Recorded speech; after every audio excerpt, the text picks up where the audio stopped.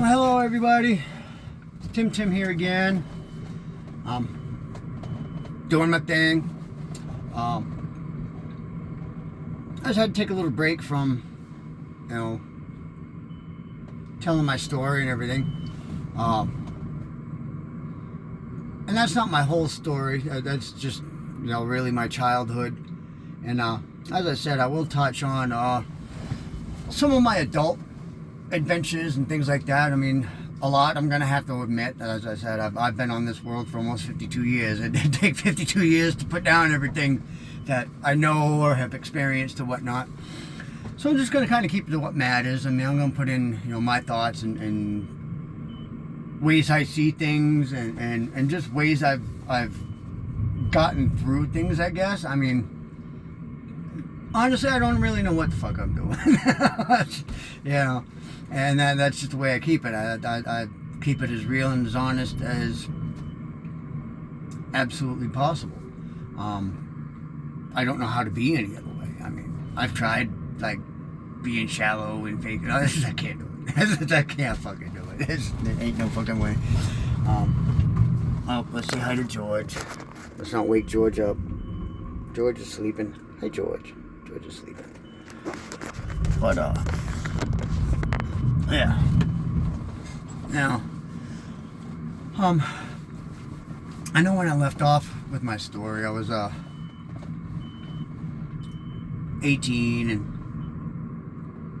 I left home, and I was told to leave home. My father's motto, and he fucking meant it. It was 18 and out, and come to find out, he wasn't bullshitting. I left home a couple times as a teenager. Freaking spent a week at my friend's house and everything, and just to get away from it all, and during my high school years and stuff, I would the last couple of years of high school, I until I turned 17 and the molestation stopped, I'd find ways to stay after school.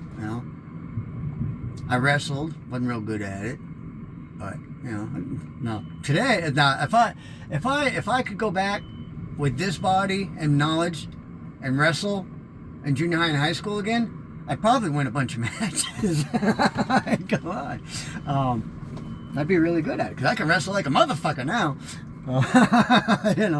But I've picked up a few things along the way. I've had people, give me some training, and family members train me and things like that, just because I didn't want to be a victim anymore.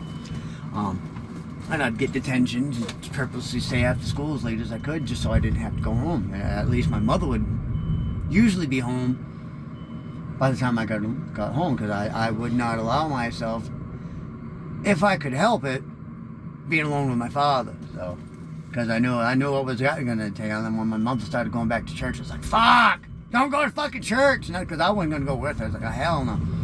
Bet the Catholic game. And it's not for me.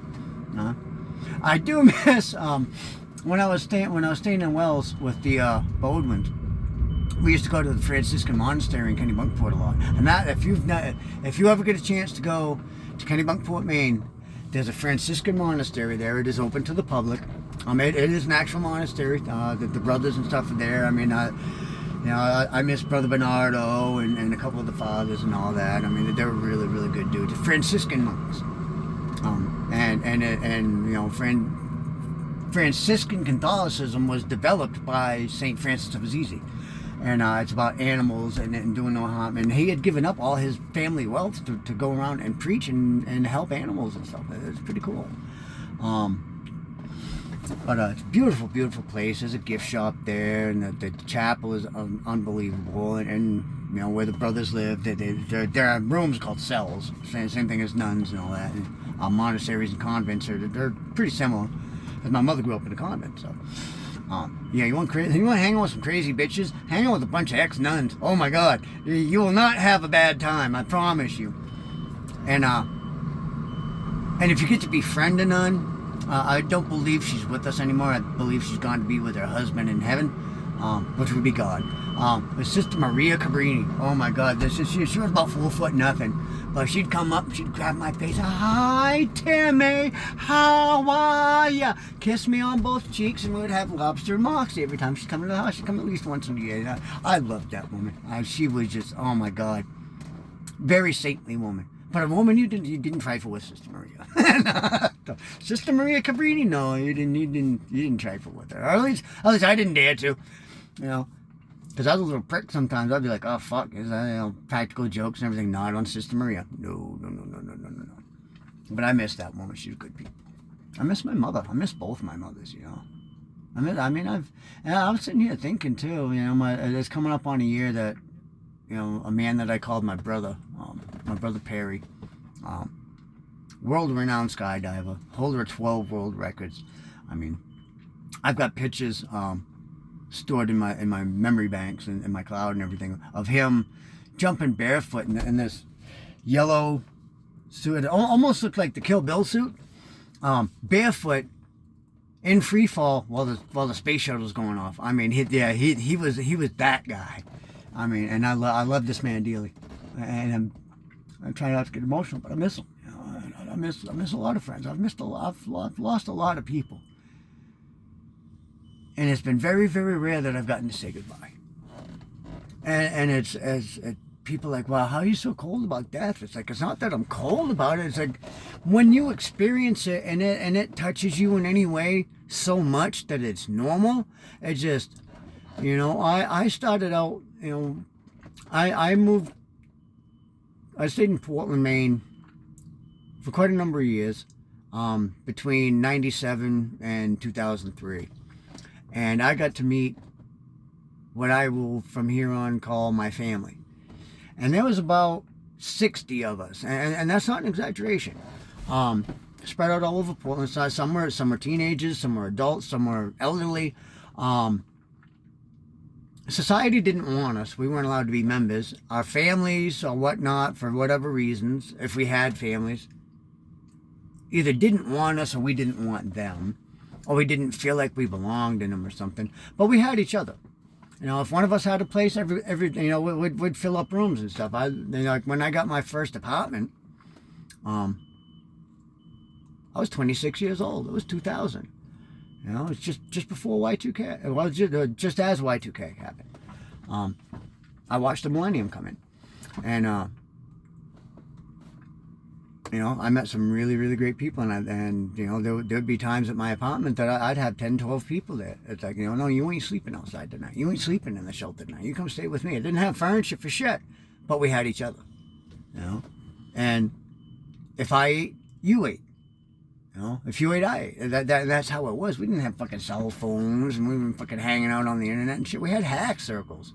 We had sing-a-thons. We just start singing, walking down the street. You know, there'd be groups of 1, 2, 20, 50 of us. You know, and you know, we'd be running around drinking in public and shit. People's clothes would be coming. Oh yeah, like I could tell some stories. I could write a book or a movie, and it should be made of some of the stories and stuff. A couple of my friends back in Portland have mentioned that, and I think I'm going to help with that. And I think that's part of what one of my callings is.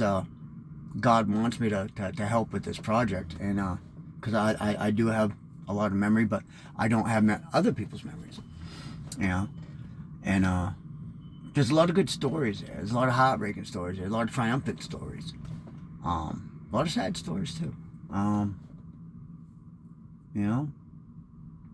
But thinking to death, you know, and getting back to the point is,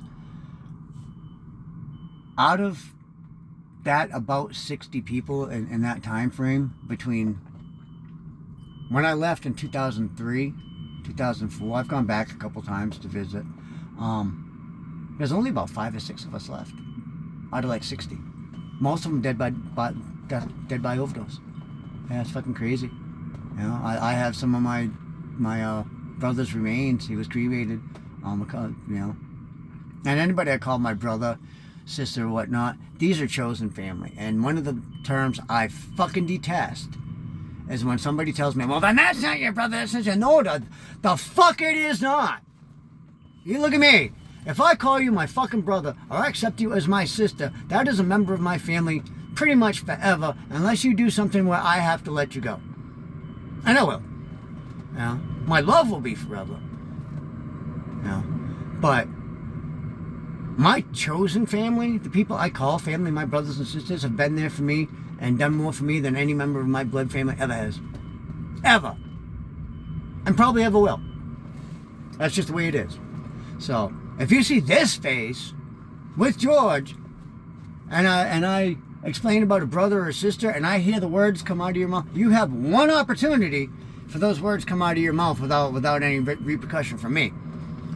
Because I take big offense to that, and I will let people know, of course, as I've learned, to let people have their opinions. You're entitled to your opinion one time. The second time, you're being an ignorant fucking prick, and I might do something about that. Oh, we're definitely gonna have words about it, and that carries over into all kinds of aspects of life too. You know, your opinion is yours and it's valid, but it's only good for one time.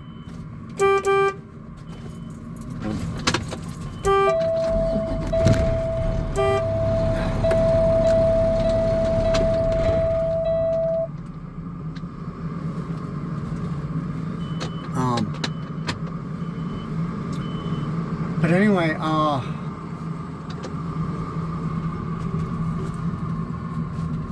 so when somebody tells me that, oh, that's not your brother or sister, no, fuck you. You obviously don't know what a brother or sister is. Or you know, I may even feel sorry for you because you don't, you know, if you don't have somebody in your life that you can call a brother or a sister, because when you choose somebody to be family with you and you choose to be their family, that's not a choice you take lightly. You know, and that's something you have to uphold, and you have to honor that. You know, because that's a life bond. You know, like back in the day, we used to do blood brotherhood, and you know, and native culture, you slice this way, and you lash your hands together this way, and your blood literally keeps each other alive, and that's blood brotherhood. It's been modified. I'm blood brothers with a few people. You just take a prick a finger or a thumb or something, and you hold the wounds together, little wounds, but you'll still get an intermingling of your blood. It's not going to kill you or anything like that. Even the Native American version like this will not kill you. If it kills you, then Gaia says that wasn't supposed to be your blood brother. So, so that's a really important thing, and it's also an important thing, and I can't hop on this enough, is let people have their own opinion one time. People are entitled to their opinion one time. You know, I have people where it's just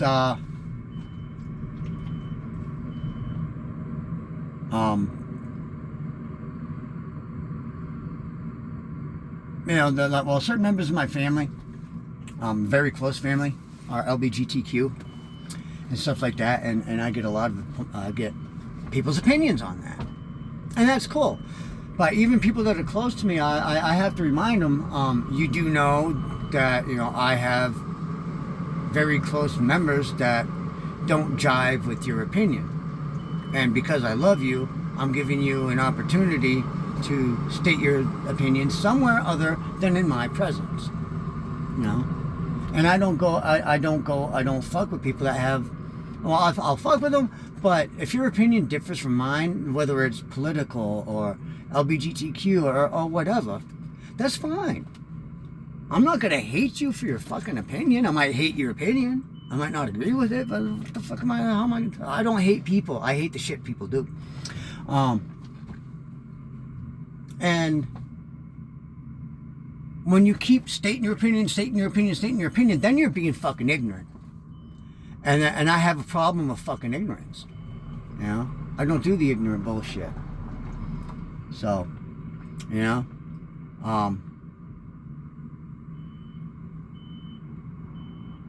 and I've had to learn that, because I'd just fly off the handle when somebody would offer an opinion the first time. I was like, well, oh, this, that, fucking see, man, dress in a fucking bathroom, blah, blah, blah, blah, blah, blah, blah. I was like, oh, and fucking, you know, fuck off, you ignorant prick, you know.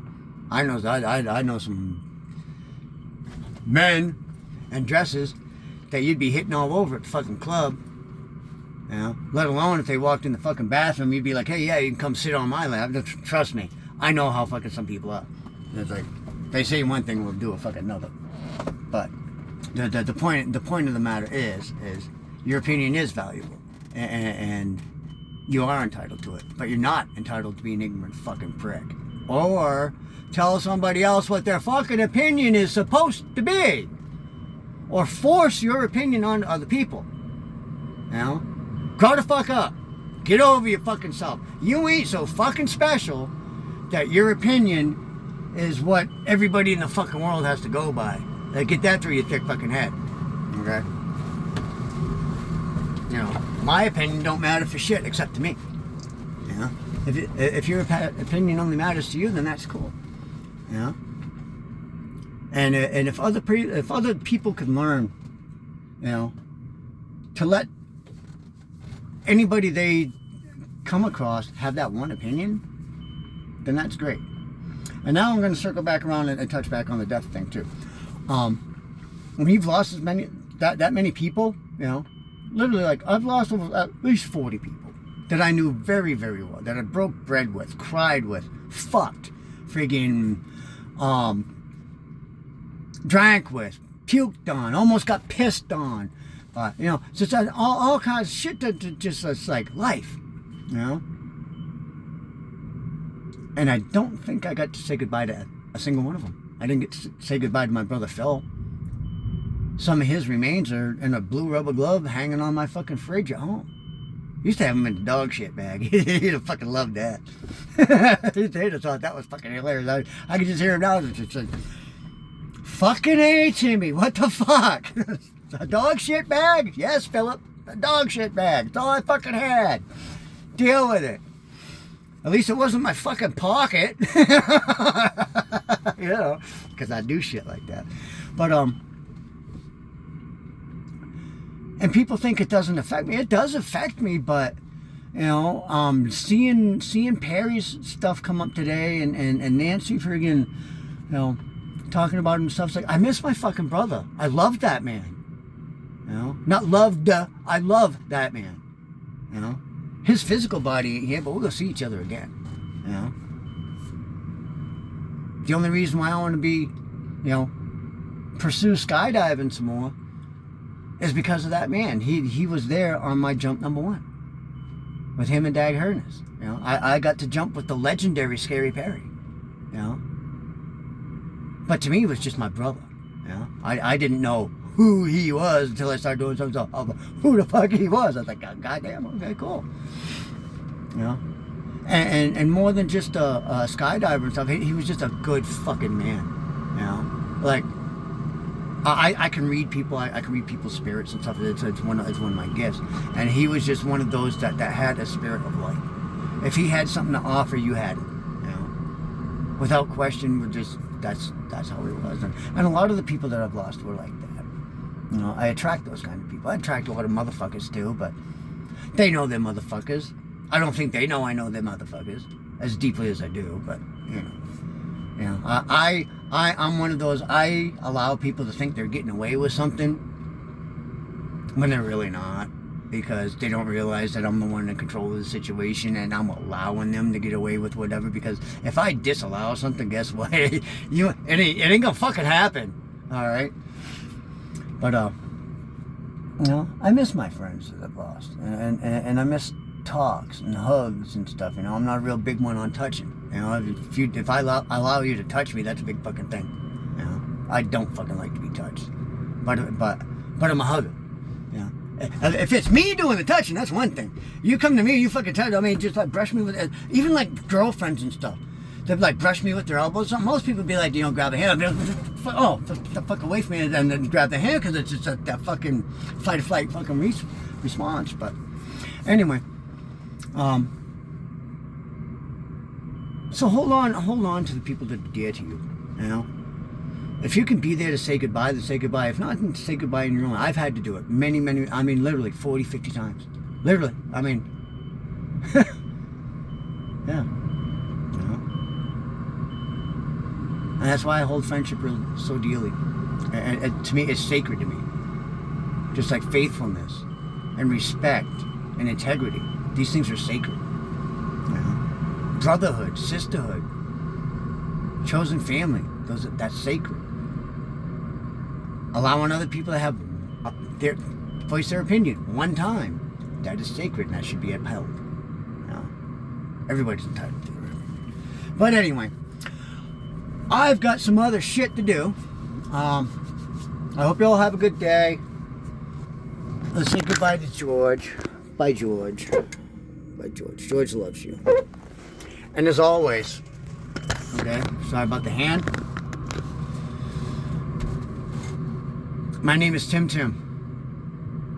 If you feel like you're alone in this world and that nobody loves you, as long as I draw breath, somewhere, anywhere, if I'm breathing, one person in this world loves you. And I mean that. And George loves you too.